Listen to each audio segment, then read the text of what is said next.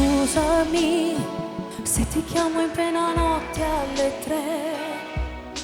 Sono io che sentivo un gran bisogno di te. Dormi ancora o ci sei? Ho svegliato anche lei. Vai di là, trova un posto dove potremmo parlare.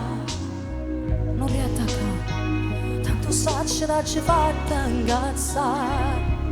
Non avercela con me, si sono innamorate di te.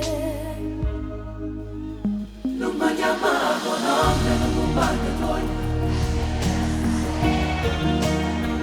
Mi sono stanca di aspettare, manca 30 anni, guarda qua. Non riesco a ridere e pazziare.